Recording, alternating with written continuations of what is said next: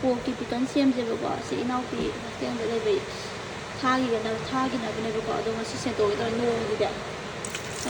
ꯌꯥꯝ ꯀꯟꯅ ꯌꯥꯝꯅꯗꯤ ꯁꯦꯝꯃꯛꯀꯅꯨ ꯍꯥꯏꯌꯦꯕꯀꯣ ꯄꯣꯛꯇꯣ ꯑꯗꯨꯁꯨ ꯍꯥꯟꯅ ꯐꯖꯅ ꯀꯨꯀꯔꯗ ꯇꯧꯔꯒ ꯀꯥꯝꯊꯣꯛꯑꯒꯦ ꯑꯗꯨꯒ ꯃꯀꯨꯞ ꯀꯨꯞꯅ ꯁꯣꯏꯔꯒ ꯁꯦꯝꯃꯛꯑꯒꯦꯕꯀꯣ ꯄꯤꯀꯜꯁꯦ ꯑꯗꯨꯝ ꯀꯨꯏꯅ ꯊꯝ ꯌꯥꯕꯒꯤ ꯑꯗꯨꯝ ꯆꯥ ꯌꯥꯕꯒꯤ ꯃꯑꯣꯡꯗ ꯀꯨꯀꯔꯗ ꯍꯥꯟꯅ ꯀꯥꯝꯊꯣꯛꯑꯒꯦꯕꯀꯣ ꯅꯣꯡ ꯀꯪꯈꯠꯂꯛꯑꯦ ꯇꯧꯔꯛꯑꯒꯦꯕꯀꯣ ꯃꯣꯔꯣꯛ ꯑꯀꯪꯕ ꯂꯩꯔꯦ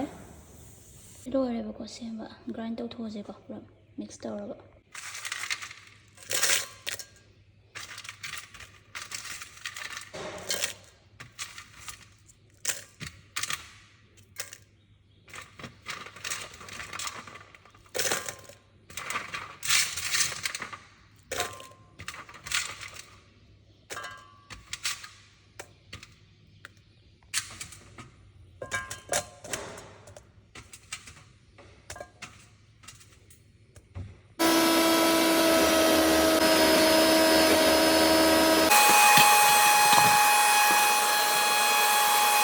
ꯁꯤꯡꯁꯦ ꯃꯄꯨꯝ ꯌꯥꯎꯕꯁꯤꯡꯗꯣ ꯑꯩꯅ ꯑꯃꯨꯛ ꯐꯣꯟꯗ ꯀꯣꯠꯊꯔꯒ ꯑꯃꯨꯛ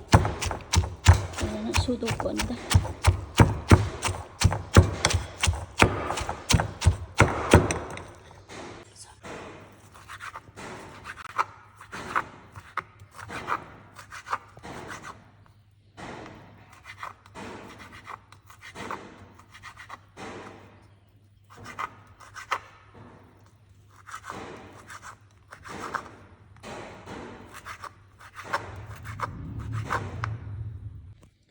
ꯂꯩꯔꯦꯕꯀꯣ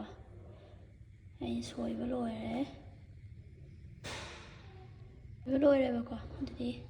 ꯁꯦꯝꯅꯕ ꯇꯧꯔꯁꯤꯀꯣ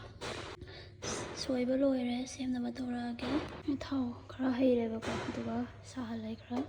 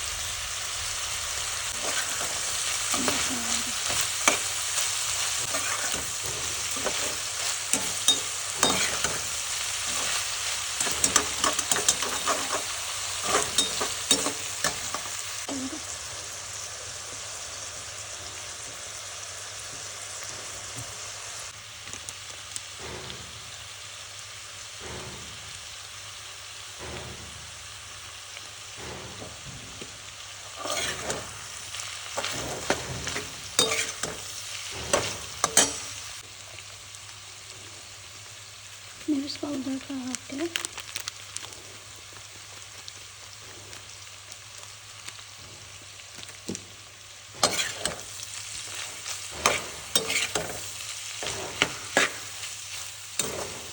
ꯁꯤꯗꯤ ꯃꯆꯨ ꯐꯖꯅꯕ ꯈꯛꯇꯅꯤꯀꯣ ꯃꯣꯔꯣꯛ ꯁꯥꯗꯕ ꯅꯠꯇꯦꯕ ꯉꯁꯥꯏ ꯑꯩꯅ ꯒ꯭ꯔꯥꯏꯟ ꯇꯧꯊꯣꯛꯈꯤꯕꯗꯣ ꯑꯗꯨꯗꯨꯅ ꯁꯤ ꯐꯖꯅ ꯑꯣꯠꯈꯥꯏꯔꯀꯥꯟꯗ ꯍꯥꯞꯄꯛꯇꯣꯏꯕ 또ꯉꯁꯥꯏ ꯇꯛꯈꯥꯏꯈꯤꯕꯗꯣ ꯍꯥꯞꯄꯛꯑꯒꯦ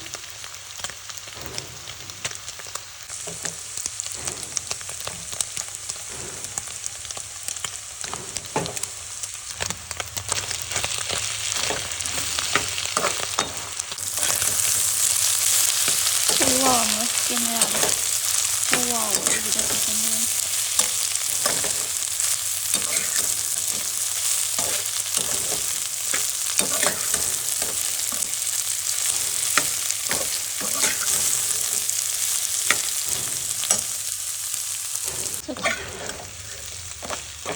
보면 얼마나 되겠는데 하기로는 드라이 올리는 거거든.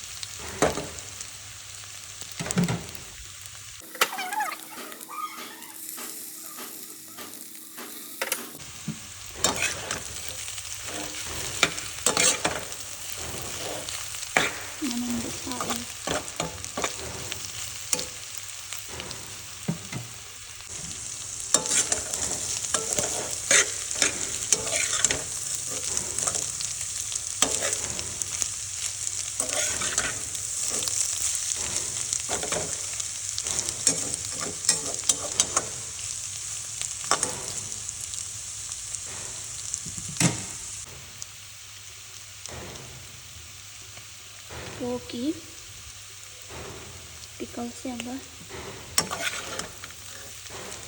ꯂꯣꯏꯁꯤꯜꯂꯛꯀꯗꯧꯔꯦ ꯅꯨꯡꯉꯥꯏ ꯈꯔ ꯗ꯭ꯔꯥꯏ ꯑꯣꯏꯍꯟꯒꯦ ꯇꯧꯕꯅꯦꯕꯀꯣ ꯑꯣꯏꯔꯦꯕꯀꯣ ꯁꯦ ꯁꯤ ꯈꯤꯇꯪ ꯑꯩꯅ ꯗ꯭ꯔꯥꯏ ꯑꯣꯏꯍꯜꯂꯅꯦꯕꯀꯣ ꯊꯥꯎ ꯈꯤꯇꯪ ꯌꯥꯎꯔꯤꯁꯤꯡꯁꯦ ꯁꯤꯁꯦ ꯆꯨꯞꯁꯟꯍꯟꯈ꯭ꯔꯅꯤ ꯑꯗꯨꯒ ꯑꯗꯨꯝ ꯃꯨꯊꯠꯂꯒꯦꯕꯀꯣ ꯂꯩꯊꯔꯒ ꯊꯝꯃꯒ ꯉꯥꯛꯇꯪ